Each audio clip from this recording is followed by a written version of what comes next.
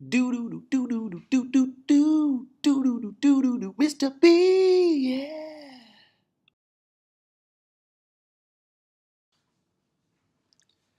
Oh boy, it's gonna be a long one. I can feel it.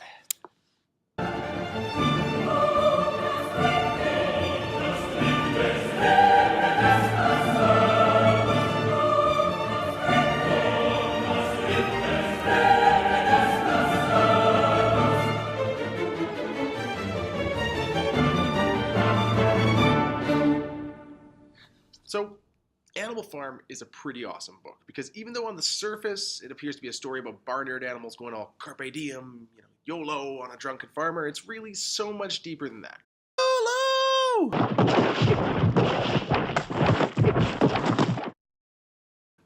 Students of history find the connections between the characters and the events of the novel and the characters and the events of the Russian Revolution to be really obvious. I mean, that's probably because George Orwell wanted his audience to recognize that the February Revolution was the spontaneous overthrow of Farmer Jones. He wanted his audience to recognize the links between Old Major's vision of animalism and the communism preached by Karl Marx and to an extent Vladimir Lenin.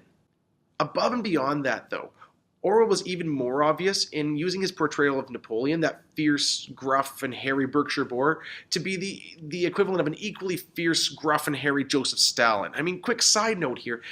Joseph Stalin gave himself that name. It means Joseph Steele. So literally, he renamed himself Joe Steele, which would be pretty bad to the bone if it wasn't absolutely terrifying.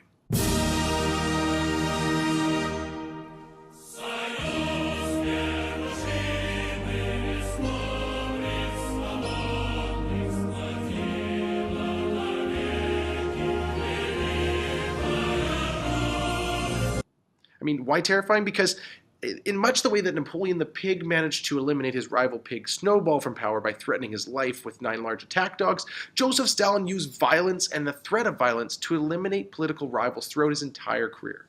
Joseph Stalin was not a man to mess with. He had very little compunction about using violence to get what he wanted. And after he consolidated power in Russia, he used that violence as a tool to achieve his goals, grow his power, and oppress anyone who might be able to say no to him. Story time. Story time. Story time. The story I'm going to relate is a little dark, so if you're watching with small children, please just stop and go watch a family-friendly show instead. I suggest Octonauts. I have a playlist, link down in my channel below.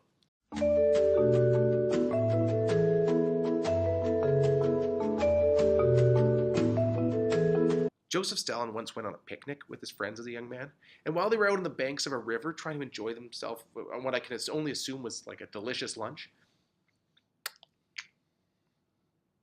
Joseph Stalin once went for a picnic with his friends as a young man.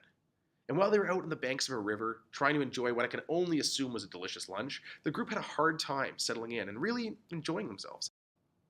The reason for that was because the river was raging with floodwater, and a small calf had become stuck on an island in the middle of the river.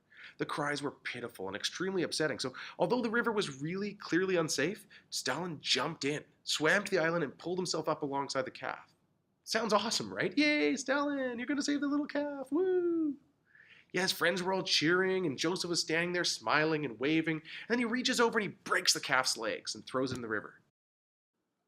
What? What? What did he do? Ah! He gets back to his friends, and they're all like, not cool, Stalin. Not cool. And he just looks at them and is like, what? What? Now we can enjoy our lunch. Not a gentle man, that Stalin. In any case, after Napoleon's purge of rival candidates for leader in Chapter 5, what we see start to develop in Animal Farm is a culture and society in which the strong and intelligent rule over those who are weak or unintelligent without concern for their ideas and later on without concern for their health or safety. Even for those of us unfamiliar with Russian Revolution or Stalin's perverted and totalitarian version of communism, Orwell's novel challenges us to examine how power is gathered, shared, and protected in our own society. How many of us have experience with a totalitarian regime in which we're told what to do, and little regard is given for our thoughts and opinions? How many of us have experienced someone gaining power over another person through manipulation or exploitation of a lack of intelligence or education? Certainly, many of us have experience with the use of violence and the threat of violence as a means to coerce cooperation. In Animal Farm, we were reminded at times that the working class animals are strong enough to stand up to the pigs. In Chapter 7, things descend into further violence with the coerced confessions and subsequent execution of the 4 pigs who voiced their disapproval with Napoleon's heavy-handed power grab after Snowball was chased from the farm. But before this happens, the dogs actually attack Boxer the horse, who many feel represents the working class. He's way too strong to be taken down by the dogs, and he actually overpowers those who are sent against him. But he can't comprehend that Napoleon would have ordered the attack, and so he doesn't even retaliate. Nor is he pushed to do so by Benjamin or any of the other intelligent animals. This refusal and perhaps inability to stand up to Napoleon is perhaps not surprising. After all, many of us have been in a position where we had the power to speak up in the face of injustice, and we either ignored our opportunity or were so stuck in our habits of allowing others to guide our lives that we felt helpless despite our strength. Many critics feel that Orwell's message in these chapters is clear. Stand up to those who threaten to use violence, or be okay with the consequences. By failing to retaliate to the violence of Napoleon, the other animals end up allowing him and the other pigs to rule them through fear, violence, and injustice. While Mr. Bienvenu cannot condone violence, in the case of Animal Farm, this tactic is ruthlessly effective, and Napoleon continues to tighten his hold on the animals as the story progresses. By Chapter 9, the pigs are enjoying privileges that no other animal has, including the use of beds, sheets, and beer, as well as these little pretty green ribbons that they get to tie on their tails on Sunday, so that's cute. The inequalities become formalized in this chapter as well, as animals are forced to move aside whenever they meet a pig. The other animals realize their lives are hard, and the pigs have it easier, but they're okay with how things are going because they think of themselves as part of something special. After all, aren't they part of the only farm in all of England where the animals are free? Where the animals can make their own decisions, unburdened by the shackles of slavery? In the last 2 chapters, it becomes clear that the animals are not free. In fact, the last chapter makes it so blatantly obvious that the spirit of the revolution has been killed by the pigs. In this chapter, Napoleon tells the humans that he's invited over to the farm that the farm is no longer experiencing any revolutionary tendencies whatsoever, and the humans and pigs congratulate themselves on oppressing the animals equally well. If you're not outraged by the pigs' callous decision to throw the welfare of their fellow animals under the metaphorical bus, then what happens to Boxer in Chapter 9 is sure to get your blood flowing. I won't spoil it for those 3 students who somehow managed to miss both class and reading the book, but the mistreatment of the most loyal and hardworking member of the farm signals to the readers that the pigs really and truly are looking out for their own self-interest.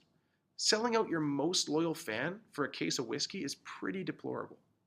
This book has all kinds of themes to explore, but I've been rambling on for way too long already. I'll let my class explore these on their own through essay writing in the upcoming weeks. In the words of Boxer, I will work harder, and so will you, as the winter break is coming up in just a few short days, and there's plenty to do before we get to sit in front of a roaring fire, eating sugar plums and reading a good book.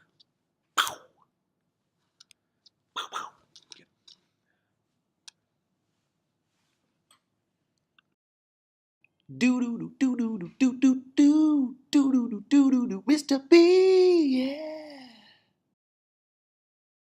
If you like it, why didn't you just subscribe? Just a quick note that I noticed that content has slowed down a lot. Blame my kids, really. They've just been taking all my attention. Time sucks. I love them to pieces, but really and truly I have no extra time. So that means I have not put nearly enough time into the YouTube channel as I was expecting, and you are probably feeling a little neglected. Well, let me tell you, I have another giveaway coming up. It is a fantastic and amazing prize. You will not believe how awesome it is. So make sure you comment below and make sure you get your friends to sign up, because when we get to 150 subscribers, we will be moving on into giving away that amazing prize. So make sure, that thing again. Seriously, it just turns, hello, yeah, that's it. 150 subscribers, we're giving it away. Sign up, comment, like below, here we go.